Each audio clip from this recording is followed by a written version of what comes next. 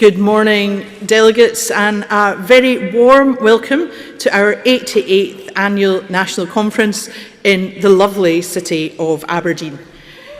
It's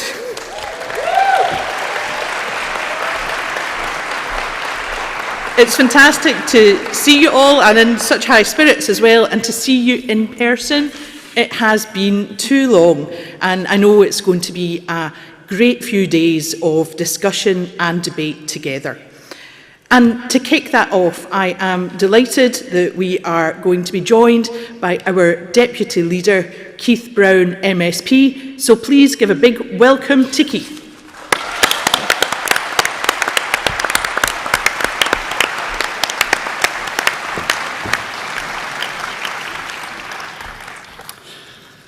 Delegates, members and friends, I think that proves that I could beat Kwasi Kwarteng in a foot race any day of the week. Welcome to the 88th Annual National Conference, and it's great to be back in this fantastic city of Aberdeen. It's been too long for all of us, I think, since we last gathered in person as the SNP family, and having the chance to rekindle lifelong, sometimes friendships, and of course to forge new ones. To share stories, which we do very well, old and new, and of course to fondly remember absent friends.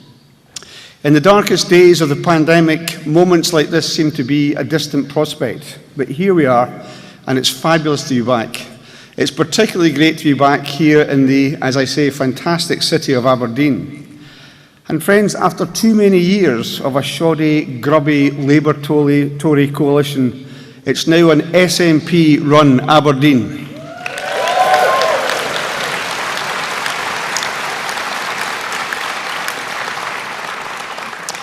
And friends, as life continues to return to something akin to normality, I'd like to pay tribute to those whose tireless work and selfless commitment has brought us to this moment.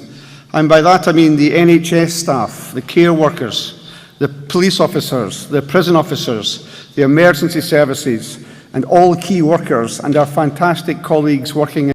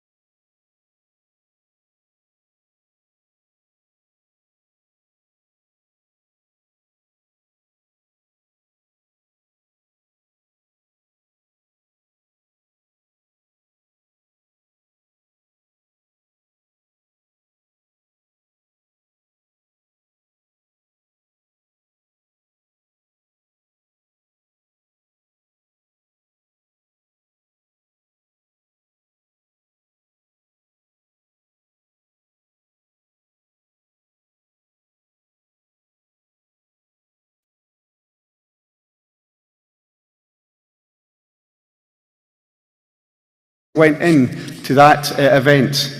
I'm particularly mindful of the police officer. I have some responsibility for the police, and that police officer on the motorbike at the front of the cortege was on a motorbike at low speed, which is difficult in the best of times, and did that for 6.5 hours. And he was joined by thousands of colleagues, and in addition to that, council workers, some of the people in the Scottish Government who'd worked on those plans for 13 years, they all deserve our thanks for making sure that Scotland played its part in a fantastic send-off to the Queen after her death. So thank you to all those involved in that.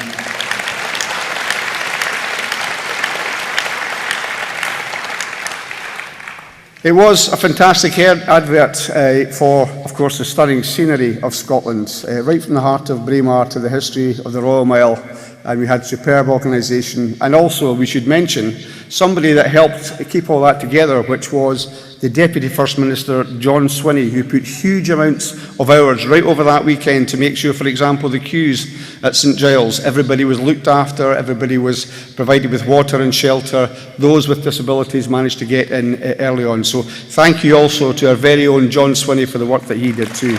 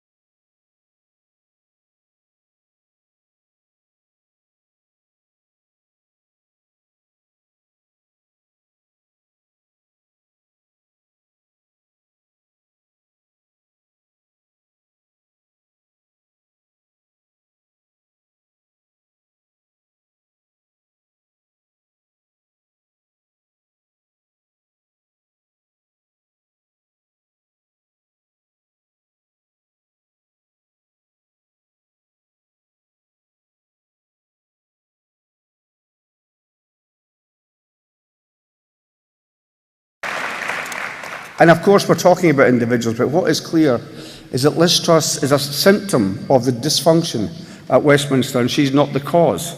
The very fact, though, that she and her policy agenda was deemed acceptable to enter Downing Street in the first place speaks volumes for where we're at just now in Britain.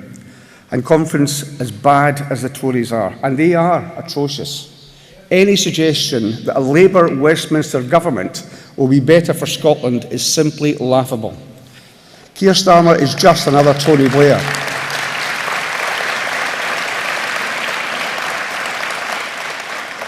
Keir Starmer reminds us all of Tony Blair, and it's true that the Labour Party is every bit as Trumpian as the Tories in their denial of Scottish democracy.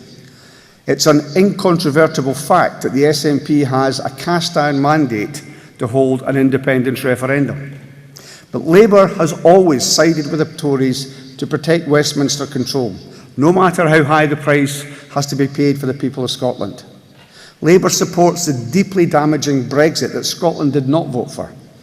And I repeat, Labour supports Brexit and stands against any Scottish aspiration for our country to rejoin the European family of nations. It even sounds extraordinary to utter that sentence. Labour supports Brexit. And never forget, never forgive, that in 2014 it was Labour who championed Better Together and their message that only a no vote would deliver economic stability. Only a no vote, of course, would safeguard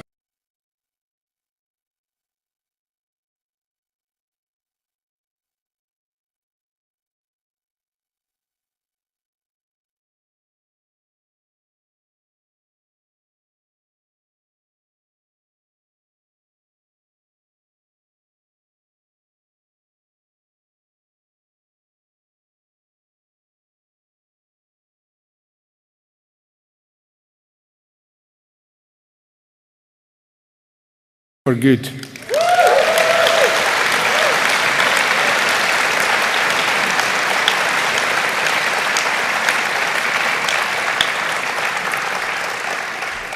And with the current political situation, friends, your homes, your pensions, your incomes are not safe under Westminster control. It's a price that Scotland can no longer afford to pay. However, there is some much needed good news. What has remained constant during this period of unprecedented change is the SNP's continued dominance of Scottish politics and our undiminished desire for independence. And with the whole entire Westminster system quite clearly broken beyond repair, the need for independence has never been more pressing. And with it, of course, that wealthier, happier and fairer Scotland that independence will bring. So last year we witnessed an historically significant Scottish Parliament election. While we will never take the Scottish electorate for granted, it is worth restating the magnitude of that 2021 victory for a party which, of course, has now been in power for 15 years. And earlier this year, the electorate renewed that trust at local level too, when we gained seats and maintained our position as by far the largest party in Scottish local government, winning 37% of all seats.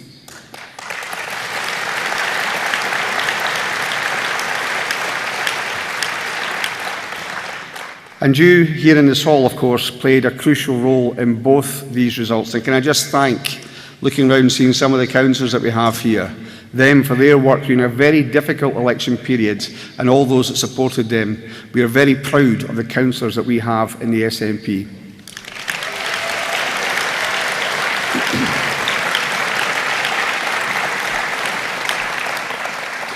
So your incredible dedication, the best electoral machine by far in Scotland, helped deliver that historic fourth term for the SNP in a very different kind of election.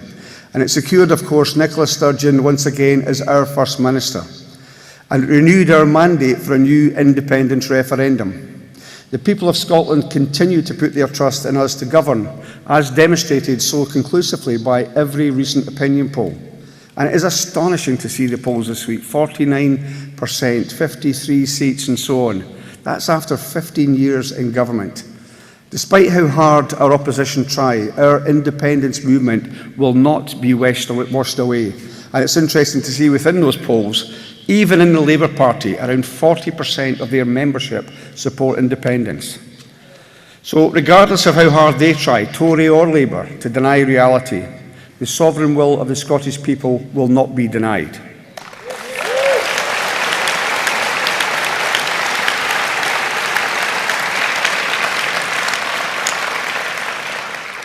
And interestingly, we were at a fringe event with the Aberdeen independence movement last night in the very same hall where I gave an interview to STV 3 or 4 years ago, I think it was. And after that interview, I became known as, what's the word that the Tories use for the referendum? Wildcat, that was it. So I said, I'd said we will have a referendum. Whether Westminster agree, and it wasn't a question of seeking permission, it's trying to seek agreement. Whether they agreed or not, Scotland would have its referendum. So Jackson Carlaw called me Keith Wildcat Brown, which Christina's always been very keen on that name for some reason. But that seems a few years ago now. But the fundamental point is we are going to have a referendum, and Nicola has laid out the path for that referendum. So, as we gather this weekend in great shape, but also with renewed resolve, I'd like to take the opportunity as well to thank all the staff across the party, particularly HQ staff, who have worked so hard to put this conference together. They do a fantastic job year in, year out. And also,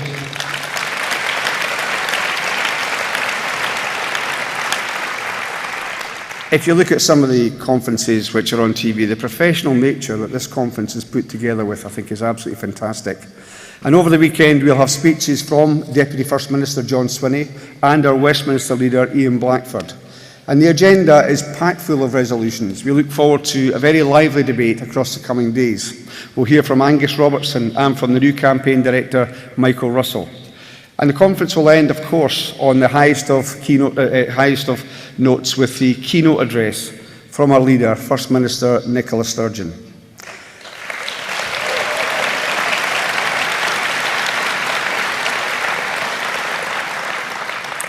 Conference, I think you could feel that the momentum is with us. I think even in the last 2 or 3 weeks, talking to family members, I've been talking to people in the education sector, talking to some other people that was over in Belfast with recently, who were not previously yes. They've seen what's happened. And I just think even in the last 2 or 3 weeks, I can feel a shift, a further shift going on towards independence. And the momentum is with us now. And that is why we have to continue with the actions that we are taking within the Scottish Government. We have started publishing a series of papers which, when those are taken together, will provide an updated and detailed prospectus for independence. And the new government papers will be essential to help voters make their fully informed choice. Party HQ has already used papers to create videos and graphics and printed literature for you to share. There will be no shortage of campaigning material, of that you can be sure. And there is more. Today it gives me great pleasure to reveal a significant new campaigning initiative conference. The SNP is entering the broadcasting arena. We will soon launch a brand new broadcast platform with the first episode of this brand new show covering the debate over Scotland's future.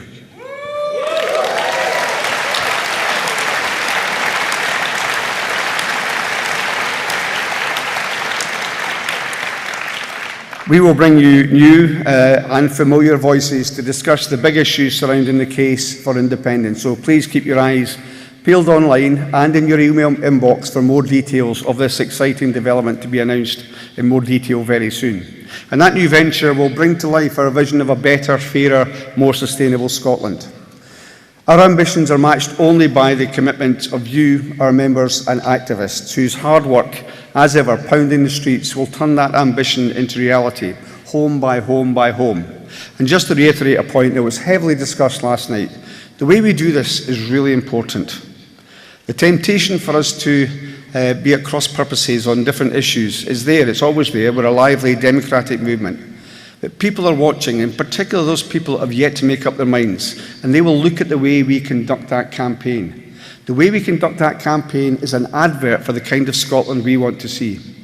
So the idea that we should listen, that we should talk with kindness, that we should listen especially to those people who still have doubts, that is absolutely crucial in this period going forward. The pandemic and now the cost of living crisis has shown everyone what really matters. And I think in that context, kindness, the willingness to listen is extremely important.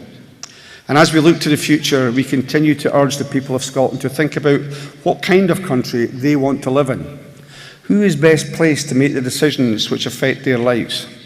Who is most committed to making Scotland a fairer, more prosperous nation and tackling key issues like the cost of living crisis? And just on the cost of living crisis, we have said for many years, it's an absolute scandal, the prices that we pay for energy in an energy-rich Scotland.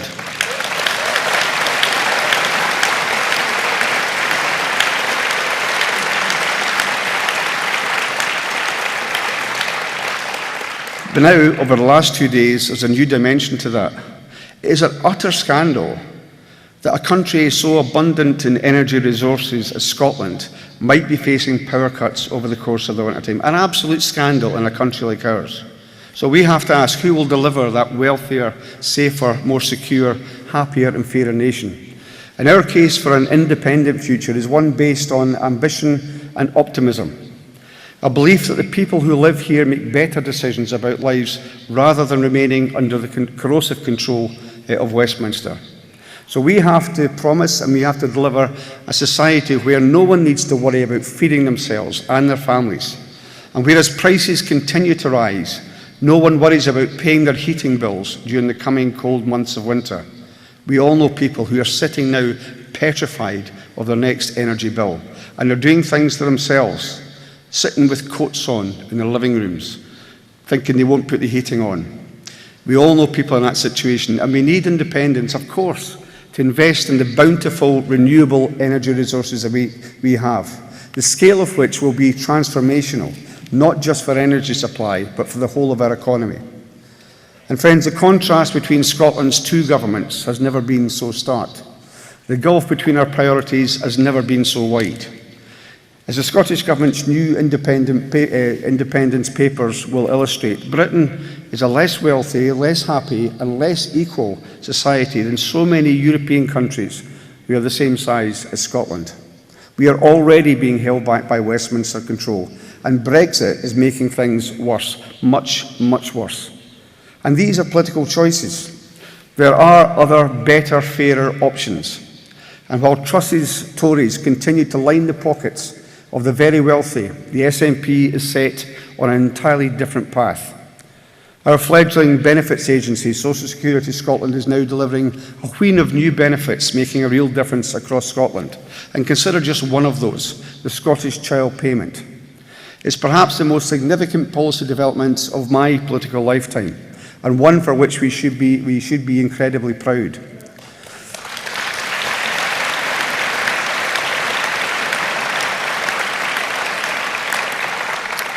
It is an initiative which has been described by anti-poverty campaigners as a game changer, but even that doesn't really capture its true value to those in receipt of that support. It started out at £10, it was doubled to £20 and was raised again to £25 a week, and soon it will be rolled out to every eligible child under 16. And in the current economic storm, it's money that is paying for absolute essentials and keeping entire families from going under. But as brilliant as the child payment undoubtedly is, it's also exposed the fundamental inadequacies of the devolution settlement. The child payment is designed to be transformative. It's meant to lift children out of poverty, to combat the poverty-related attainment gap, to give kids from less well-off backgrounds the opportunities their parents were denied. But now, because of decisions taken by Scotland's other government, the one at Westminster, the cash which was meant to make that difference is now essential to keeping the chill at bay or putting food on the family table. And it's why I and many of us seethe with frustration at constant opposition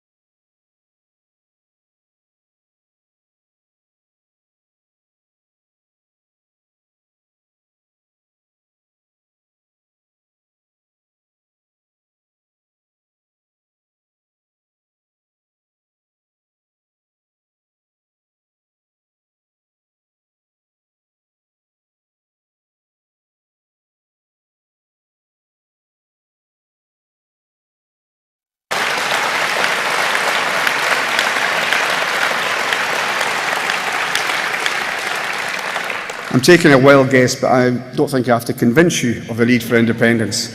But by working together in the way that we are, we must continue to win over our fellow Scots who are not yet convinced. That's the crucial area.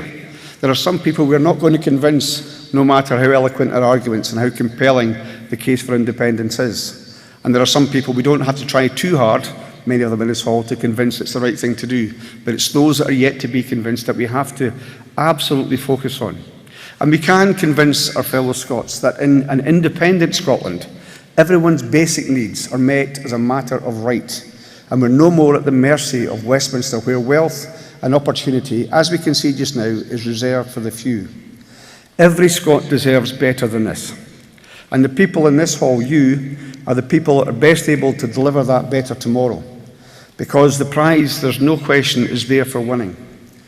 Friends, we have, as ever, work to do.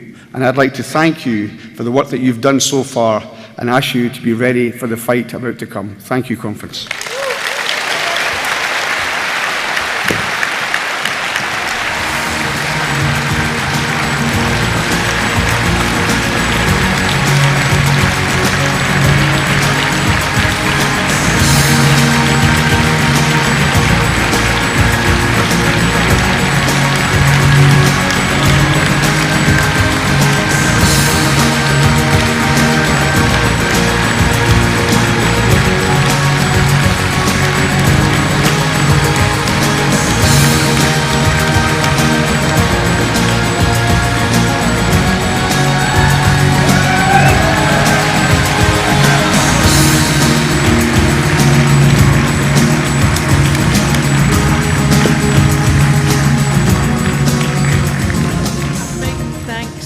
Keith for kicking us off in such style. What a brilliant start to our conference.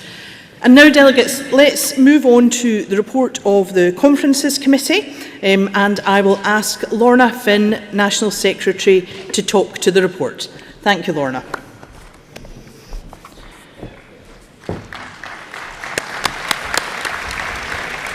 Thank you, Kirsten, and thank you, Conference.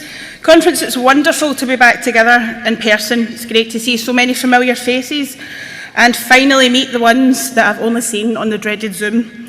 The last 2 years have been challenging for us all, but at least we're now getting back to some sort of normality. Conference, as stated in the written report of the Conferences Committee, the committee met on the 19th and 21st of July to discuss 127 resolutions that were received. From this, 51 policy resolutions and 6 internal resolutions made it to the long list, including the internal resolution from the NEC to re-establish National Council. Amendments were agreed at a further meeting of the committee on the 30th of August, ahead of delegates' choice voting commencing for the 51 policy resolutions. Given the time constraints on the agenda, alongside a lengthier internal session than normal, meant that only 25 of the policy resolutions made it to the final agenda. The result of delegates' choice was reflected in the final agenda, with the 20 resolutions ranked the highest, all making the agenda. As always, Conference appreciates the work that goes into these resolutions and amendments, and would like to thank the branches and members for their work. Standing orders are contained within the agenda of Conference, and these continue to be in effect. With this, I move the report of the Conference Committee.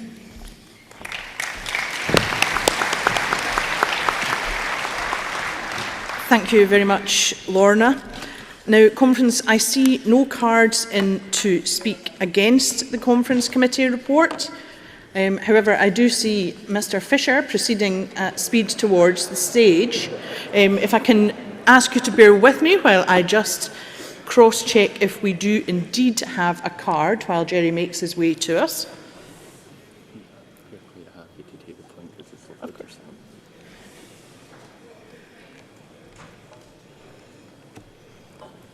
So I see no card, but I am happy that we hear from Jerry to make sure that we do have his point. So, Jerry, the floor is yours.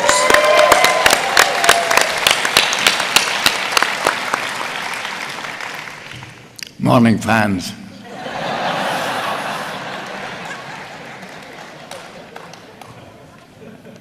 The agenda which you have just been asked to agree to is faulty in my view. 50 years ago, it's 54 years ago, I came to my first annual conference. I've been to 50 annual conferences, 16 spring conferences, and I think over 100 national councils. I was the only delegate who voted against the Constitution and Rules Committee, the Constitution and Rules adoption change in 2018, when we eliminated, on the basis of a move from the hierarchy, to eliminate National Council. So I'm looking forward to that bit. But in every of the meetings, of the 200-odd meetings that I've attended since 1968, there has been a session in which the party seeks accountability from its office bearers for the work that they have done for the party, not for government, because we cannot hold them accountable to the party for what the work they do in government. They have a mandate from the electorate, which is a stronger mandate than any mandate from the party. But the proposal that we have on the Agenda Committee, on the Agenda Report, is that we have a session which should be very short, because we're going to put back National Council on the Constitution and Rules, which I'm very much in favour of, but which calls for questions to be written in advance to the office bearers who are being held accountable, and for those questions to be answered not to the conference, but to the delegate who asked them. I do recommend and would like to move an amendment to the Conference Committee report and ask the Conference Committee to examine the sessions available and put back the normal session, I say, the one that's been held in 200-odd meetings of conference and council that I've attended, in which all the delegates can put questions to the office bearers and expect an answer, A, to the question, and B, of the question given to a conference. I move.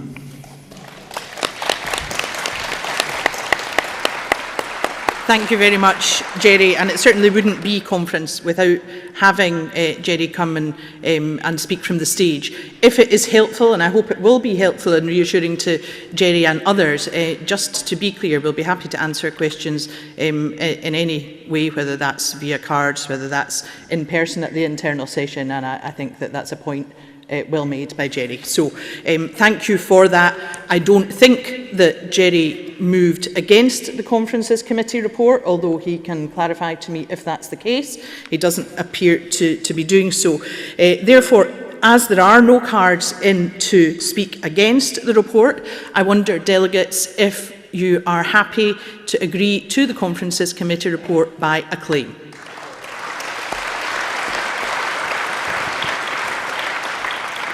Thank you very much, Conference.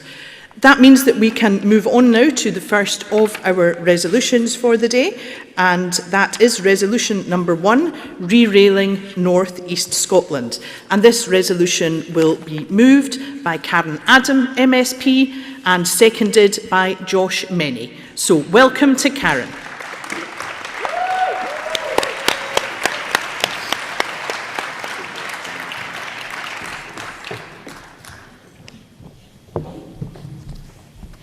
Thank you, Kirsten.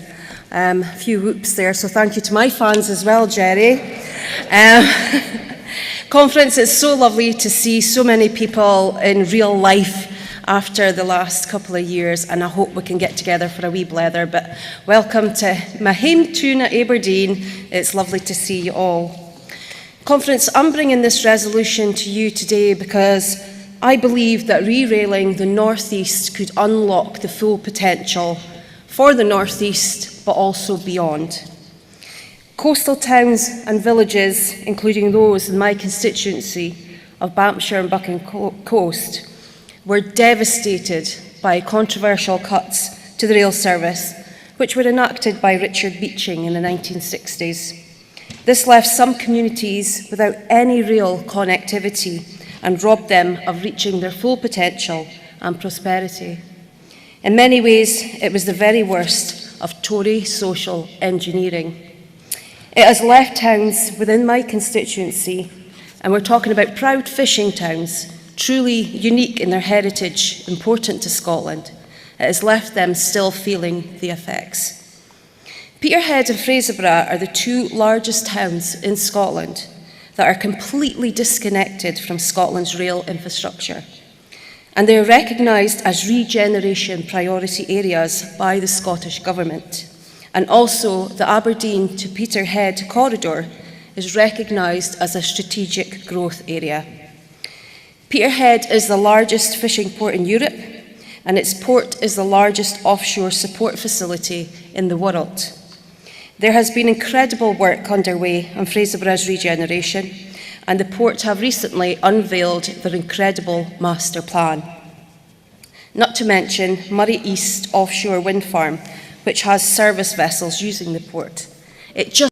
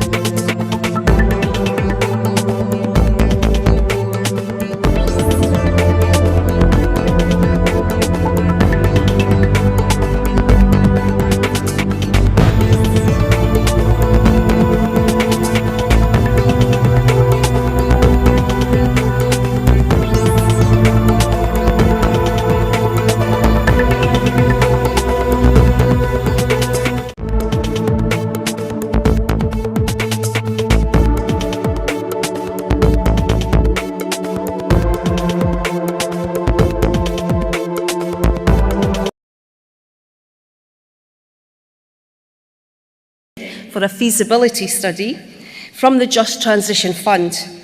This means, fantastic. This means that the prospect of re-railing Peterhead and Fraserburgh is one step closer to becoming a reality. And by awarding funding for a feasibility study, the Scottish Government are also showing that they are taking these plans seriously. For example, the reopening of the Borders Railway has shown with the right political will, support in this, it can ensure that this become a reality. Borders Rail has shown that local rail can be a success again. Conference, I'm asking you, please support this resolution. Let's ensure that no town is left behind when it comes to our commitments to rail, and showcase how we are looking after every corner of Scotland. We are unlocking the full potential, not just for the North East, but for the whole of Scotland. Thank you.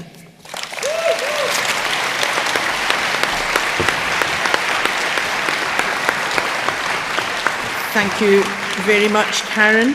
And to second resolution number 1, we have Josh Meny of Peterhead branch, to be followed by Glenn Reynolds of Banff and Macduff branch.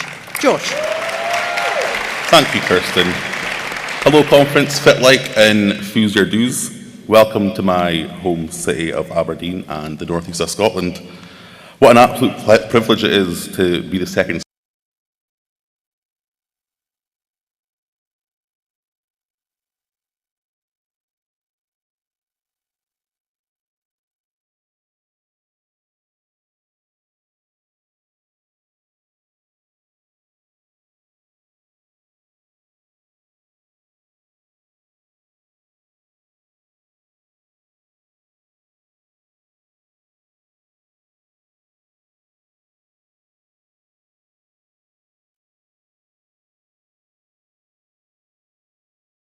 up to Peterhead and Fraserburgh. Passing this resolution is going to solidify and signal the commitment the SNP has to the North East, taking seriously the economic needs of our region and using every lever at our disposal to power Scotland's economy. When in comparison, at a UK level, we have a government who have abandoned the North East, ignoring calls to match the Scottish Government's commitment of £500 million of just transition funding across the North East and Moray. So what benefits will rail distinctively bring to Peterhead, Fraserburgh and the North East region? Perhaps one of the most important points here is that both Fraserburgh and Peterhead have been identified as areas of regeneration. Re-railing these areas will mean substantial investment for both towns and beyond. Fraserburgh and Peterhead are intertwined with Scotland's sustainable fishing industry. We land and process our nation's renowned seafoods on this coast, but we know the industry is being held back by the limitations of freight lorries on single-track road. So re-railing Fraserburgh and Peterhead will mean vastly increasing freight potential while simultaneously increasing the capacity of our fishing processors. By taking freight off-road and back onto rail, it will mean reducing the wear and tear of our roads, curtailing road damage, congestion and traffic, which in turn will reduce road accidents. So opening up our stunning coastline to a new demographic of tourists via the use of rail, which in turn will further contribute to strengthening Scotland's economy and the local businesses in the area, adding to further job creation and tying in with the Scottish Government's plans for supporting areas of regeneration. Our rural communities are set to benefit with increased connectivity and sustainable travel routes, which are set to vastly contribute toward meeting the Scottish Government's ambitious net zero targets, and not to mention unlocking the North East's economic potential. And importantly, let us here today lay the tracks for further strengthening our future export potential too, as we look toward international trade routes as an independent nation in the EU. Let's send a message to the world that Scotland is open for business. Let's get the North East economy back on track by bringing rail back to our coastline and connecting us again to the continent of Europe via rail. Please pass this resolution, conference, and importantly, have a fantastic conference weekend. Thank you so much. Thank you very much, Josh. Delegates, next speaking in favour of the resolution is Councillor Glenn Reynolds from Banff and Macduff branch, and Glenn will be followed by Luke Buchan of Peterhead branch. Welcome, Glenn. Good morning, Conference. I'm supporting this resolution and do so as a councillor in the Shire and a constituent association member for Banffshire and Buchan Coast that includes proud historic fishing ports and the two hard-working, proud people to be found in Fraserburgh and Peterhead. Two towns and a region that still reels from the beaching cuts of the 1960s. Yet another example, as Karen Adam has said, of Tory policies not short of social engineering that turned part of this region into a wilderness. Colleagues, now is the time to turn the tide. Colleagues, I represent an area just an hour or so from here up the coast, where in villages and towns we can see some of the worst child poverty, where food bank use is spiralling for all people, working or those unable to, where family income levels are below or tinkering just above the minimum levels. Places, colleagues, where hope can be difficult to find and despair is the loss of a single pay packet. We do what we all do, I'm sure, today in this hall, carry on mitigating and fighting against the limitations that we have constitutionally. That, colleagues, is why I'm supporting the prospect of reinstating rail links to places like Peterhead and Fraserburgh, the old Buchan and Formentine line that will boost tourism, help the fishing industry transfer freight from road to rail, tackle climate change and offer a lifeline for isolated communities. Colleagues, the Campaign for North East Rail was established in 2021 by train driver Jordan Jack to bring modern infrastructure to the forgotten corners of Aberdeenshire. And that is what Beeching did. Swathes of Scotland were forgotten, unconnected areas that have struggled for 50 years, and now there is a chance. Funding from the Just Transition Fund has become a beacon of light for the area. We need to think bigger than just being able to move around by bus, bigger and bolder. A whole new rail infrastructure is, I'm aware, a big undertaking, not just something that can be limited for councils, whether in the city or the Shire. Heavily populated northeast towns, colleagues, which have so much potential in industry and tourism, are missing out on economic growth because they're isolated. Ports like Peterhead are international links to our Nordic neighbours, and yet in the 20th century, they're not accessible by rail. It's not right, colleagues. Colleagues, in conclusion, we all know in this hall we're approaching times where we will be asking for people to trust us, as they have done, but make that leap of faith a stretch further, to stick with us and be part of a great new future. We all speak to people, I guess, who are those that need that further bit of encouragement. As much as people out in the northeast want rail to happen, some don't think it will. It's not the sort of great initiatives that happen to them, changing their communities. They're still living in the Tory landscape. It's a pipe dream, some say. Now, colleagues, is the time to prove that we can be bold and initiative, and part of that is to show how we can make dreams happen for us, the future to come and for our planet. Thank you, colleagues.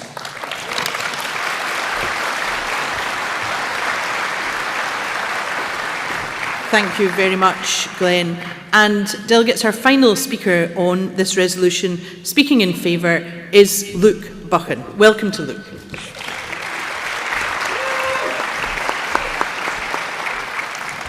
Hello, Conference. My name is Luke Buchan, and I am the Youth Officer for the SNP branch in Peterhead. And it's great to be standing in front of you today as a first-time speaker in support of this resolution. Conference, I'm 17 years old and I've lived in Peterhead all my life. I know Peterhead has so much to offer. We have one of the busiest fishing areas and bustling daily fish markets. We have tourists flock to our fishing port to enjoy the fresh scent of the sea air and watch the boats in the marina. Peterhead and the surrounding area has some of Scotland's most beautiful golf courses, not to mention the stunning views of our fantastic coastline. Just south of Peterhead, we have the home of Dracula, Slains Castle, the place that inspired Bram Stoker to write his favourite novel, and we have so much more.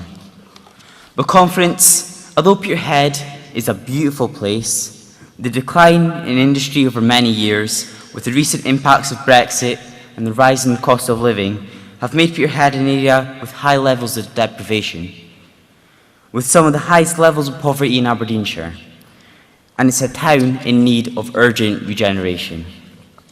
The Conference, like it's been mentioned already, Peterhead and Fraserburgh have already been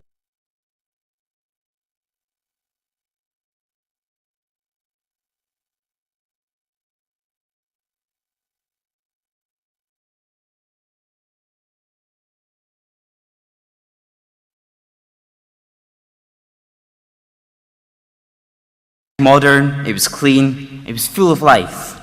But the Blue Tuners had a disposable income to spend in the local economy. But sadly, Conference, it's not like that anymore.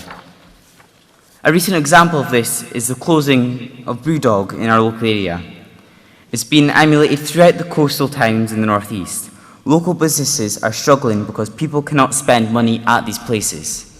But bringing rail back will unlock a new way to support our local businesses, the community, and our local economy. Connecting the North East to Scotland Rail will welcome tourists from the European continent and see our stunning coastline, filling our fantastic golf courses and spending money at our local shops. Not to mention how people who live and work here will benefit from the accessibility that rail connectivity will bring to the rest of the country's rail network. Rail in the North East will transform places like my proud town of Peterhead for the better. Confidence, the re-railing of Peterhead is long overdue. This railway should have been done decades ago.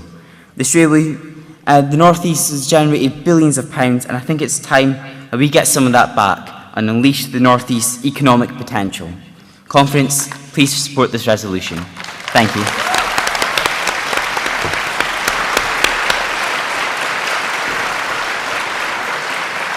Thank you very much, Luke.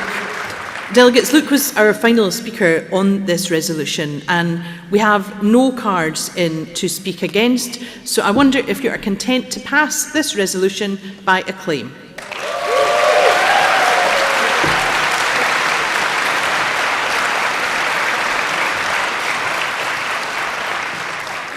Thank you. That means that we can move on now to resolution number 2, which is entitled Rosyth-Zeebrugge Ferry Link. And this resolution will be moved by Chris Hanlon of West Fife and Coastal Villages and seconded by Douglas Chapman MP. Welcome to Chris.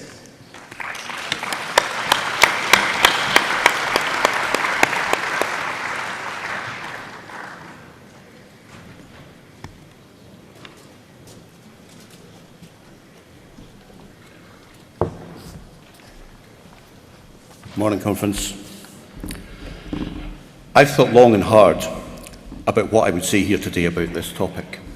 It took many months of quiet, diligent research, speaking to people both in politics and the shipbuilding industry off the record to begin to grasp how we might do things better for the coastal and island communities that are served by our domestic and international ferries. Which is a slightly disingenuous turn of phrase, as we presently don't have any international ferry routes operating from mainland Scotland. Although thanks to the diligent efforts of my local MP, Doug Chapman, that is something that is likely to change soon. We could use a lot more of the sort of gumption and ambition Douglas has demonstrated. Just look at what Ireland has achieved in what feels like no time at all. It has surprised me that this resolution has received little or no press attention.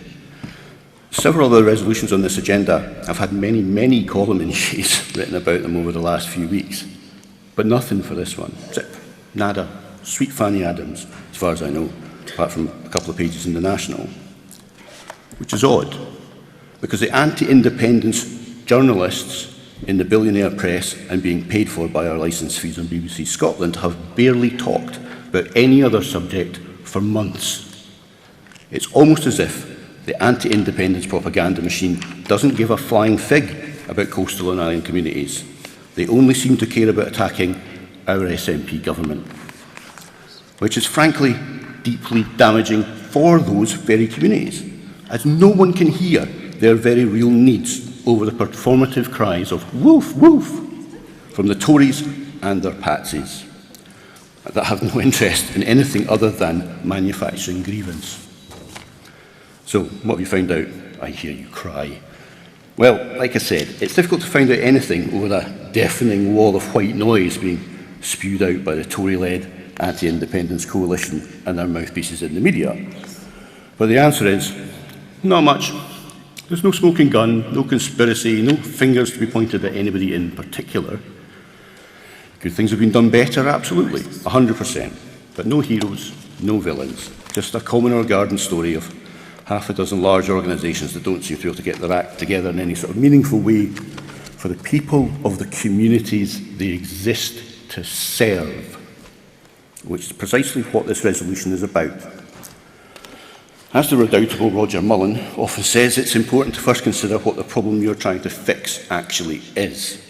Almost everything you try to do to fix a problem is counterproductive if you don't actually know what the real problem is before you start. So what this resolution recommends is a deliberative process, like a citizens' assembly or something smaller like citizens' juries, that actually goes to communities with a dog in this race asks them what their problems are, and in a spectacular new innovation, listens to them. And it's crucial that it is a deliberative process. None of this stupid public consultation nonsense where you pick and choose which of the extremist existing positions you want to listen to. No, we need to work with communities, listen to their needs, and help them gather the evidence and make informed decisions as to how to proceed. People need to feel a sense of ownership over the decisions that affect the communities they live in, and letting them write their own story is the best way to do that.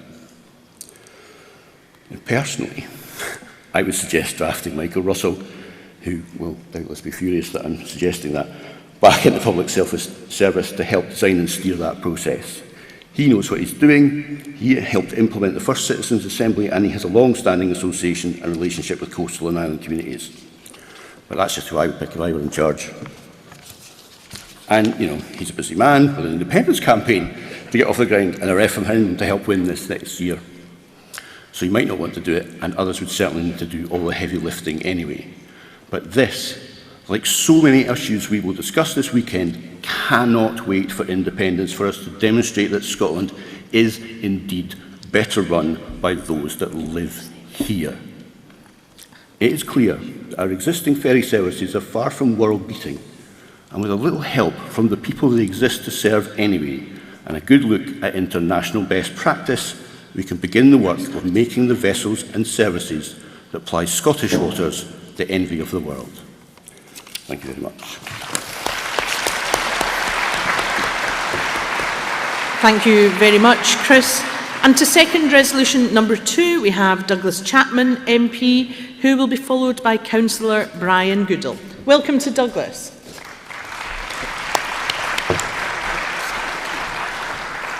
Well, Conference, I'm absolutely delighted to second this resolution on the proposed reopening of the Rosyth to Zeebrugge ferry link. The Port of Rosyth in my constituency of Dunfermline and West Fife is ideally placed as a transportation hub linking Scotland with mainland Europe.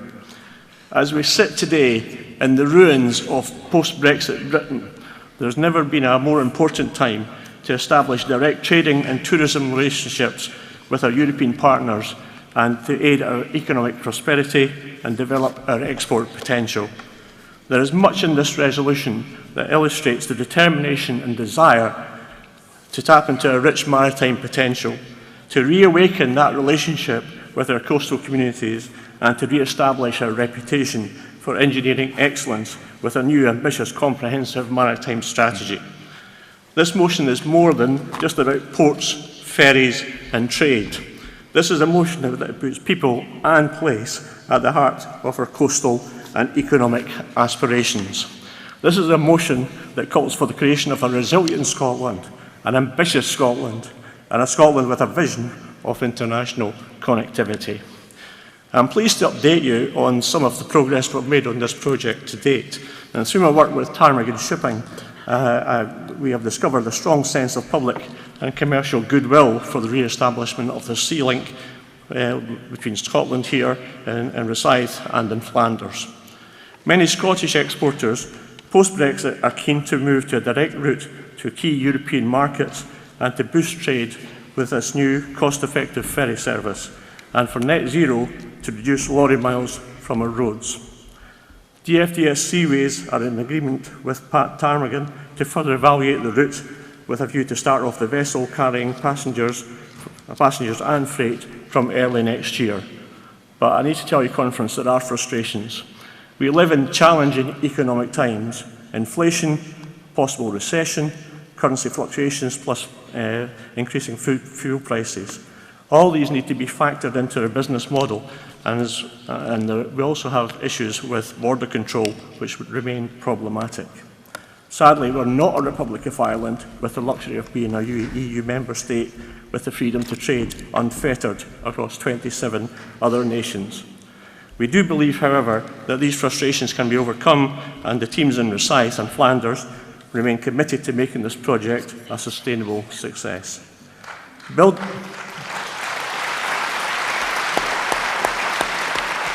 Building on this success with a wider maritime strategy, co-designed and co-delivered by coastal communities themselves, means that we can deliver a long-term maritime success. Above all, conference, this is about getting ready for independence and making the most of our national resources. And in seeing this project through to delivery, I'm reminded every day of the words of the author Alistair Gray, who wrote, "Work as if you live in the early days of a better nation." Conference, in supporting this motion today, you are supporting that ambition, you're supporting that resilience, and you're supporting that vision of that better nation. Thank you very much. Thank you very much, Douglas. And to follow Douglas, our final speaker on this resolution is Councillor Brian Goodall of Rosyth Branch. Welcome, Brian.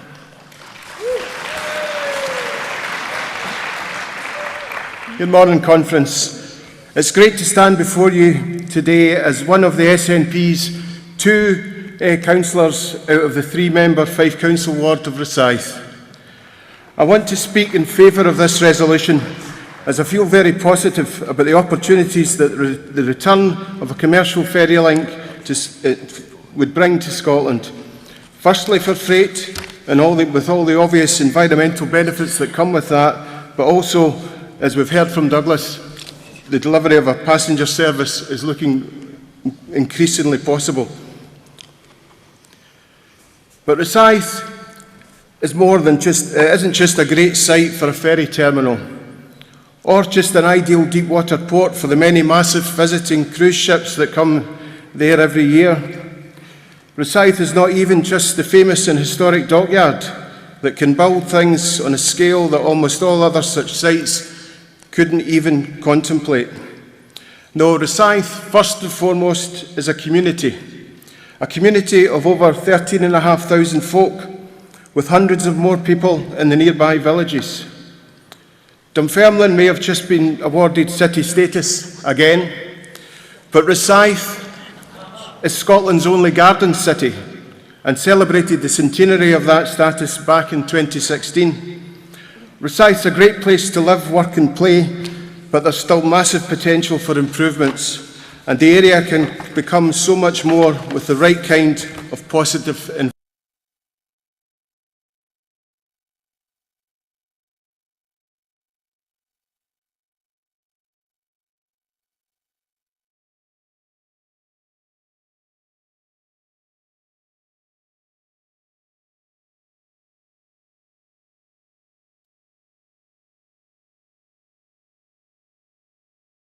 On naval contracts that eventually saw the jobs and the real investment go to yards down south.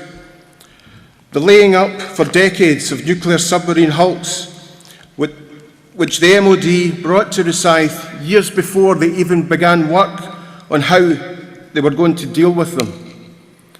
And now we have the entirely experimental project to dismantle these nuclear submarines. And all of this is going on just metres from people's homes, and not far from the schools, shops, parks and workplaces of Rosyth. The area around the ferry terminal is crying out for investment and development, but that must now be positive green investment and environmentally sustainable and sensitive development. The return of a ferry link from the Port of Rosyth to Zeebrugge is one such positive development, and I hope that Conference will unanimously agree this resolution. Thank you very much, Brian. Delegates, we have no cards in to speak to the amendment which is listed, and therefore that amendment will fall. And we have no cards in to speak against this resolution. And can I therefore ask if you're content to pass the resolution by acclaim?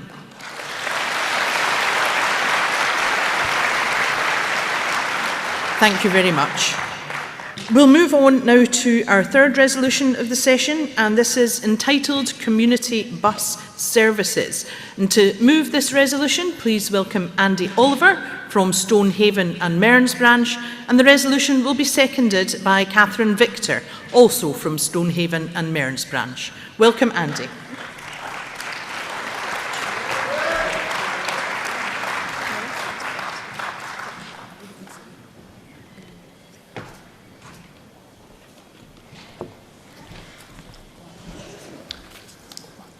Madam Chair, Conference. There are very good reasons for seeking to increase the usage of public transport now, with the climate emergency demanding a reduction in carbon emissions and the cost of living crisis forcing people to reduce spending. This could be assisted by measures to enable people to get where they need to, when they want to travel, by public transport. With the development of hydrogen or electric fueled buses and trains, Scotland could be laying the foundations for an integrated transport system that's been talked about forever, especially by those who've witnessed and benefited from it in European countries. At a national level, we now have once again a publicly owned train service, and we must bring Network Rail in Scotland into public ownership as soon as possible. Regional rail links are improving, with some disused lines being brought back into use with great success, such as Borders Rail Link, and the call in Resolution 1 at this conference to bring rail back to Buchan. Bus transport has undergone some fairly traumatic changes since the demise of a national public bus service, and while the market has seen the demise of some and rationalisation of other bus services, the network is patchy, leaving some areas fairly well served while others are less successful. There's a further layer of service that has the potential to make a big contribution to sustainable transport, and that is community bus services. Community transport is served in many different ways. In cities and large towns, there may be a network of bus or even tram routes that link communities together and link communities with the city and town centres, and thereby shops, offices, or regional and national transport links. Smaller towns and council areas may have dial-a-bus services, which need to be booked in advance. There's also a national charity, the Community Transport Association, which has a range of members across the UK, including traditional community transport operators, for whom transport is their primary purpose, local authorities who run or commission transport, and organisations for whom transport is a secondary purpose, such as schools, faith organisations, and community groups. Clearly, there is a need for community bus services, and this need is being met, though now mainly by prior arrangement rather than a regular service. There's also scope for investing in reliable, sustainable services running on clean hydrogen or electricity. For these to be successful, they have to be capable of transporting people where they want to go, when they want to travel, and at a reasonable cost. The service should connect suburban areas to town centres, and in rural areas connect villages with destination towns where they may connect to regional or national transport networks and also to schools, hospitals and shopping centres. As every locality is unique, councils must take the lead in designing these services in consultation with community councils, transport companies and charities and the community directly. The services should be fully accessible for disabled use. An initial working group, including COSLA, Scottish Government and other stakeholders, could explore these options used elsewhere, frequency of use and the costs, including fares or free to use, and local appetite. Conference therefore calls upon the Scottish Government to set up a working group with COSLA to investigate the delivery of community bus services that can be rolled out in local authority areas. I commend this resolution to Conference. Thank you. Thank you very much, Andy. And to second resolution number 3, please welcome Catherine Victor from Stonehaven and Mearns Branch.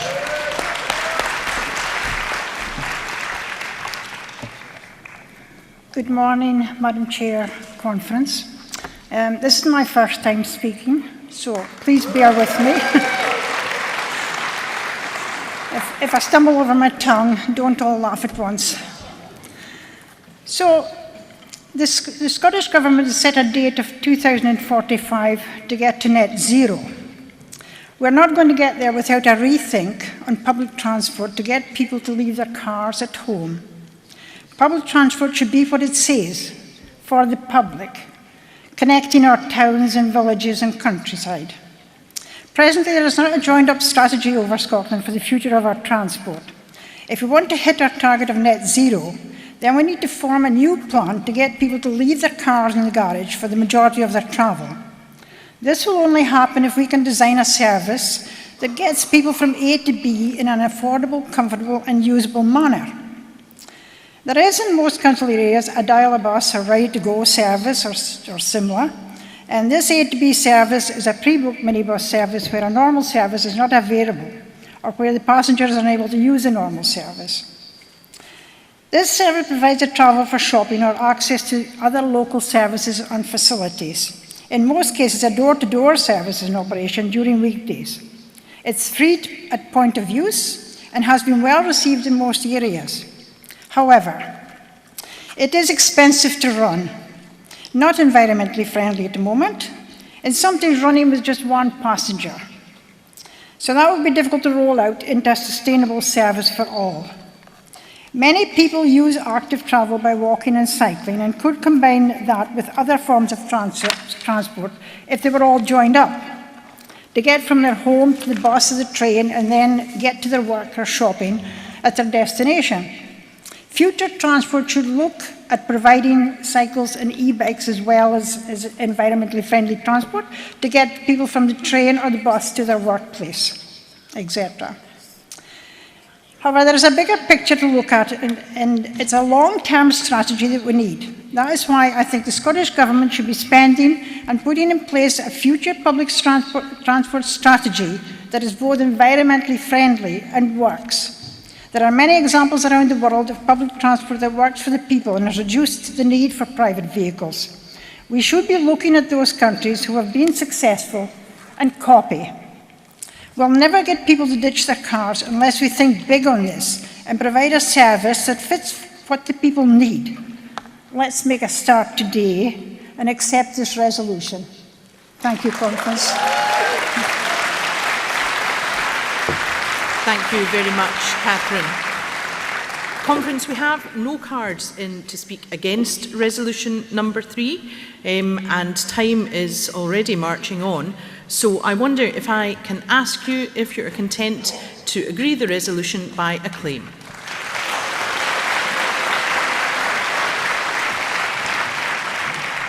Thank you, delegates.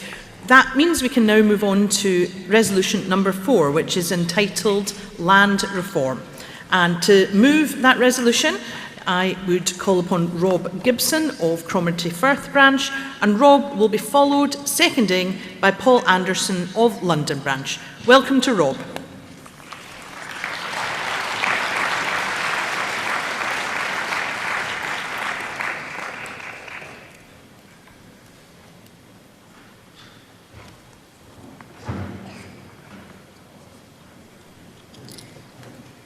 I see Rob is on his way, and Rob is demonstrating for us that those who are wishing to speak may wish to be quite near the stage, because it's impossible to know when I may call on you.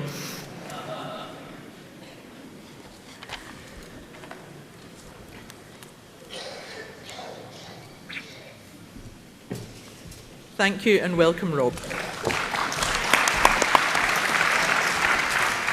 My apologies. Basically, I'm here to speak about a subject that we think is inseparable. We think that, and I hope Conference agrees, that land reform and national independence have always been seen by Scots as inseparable aims.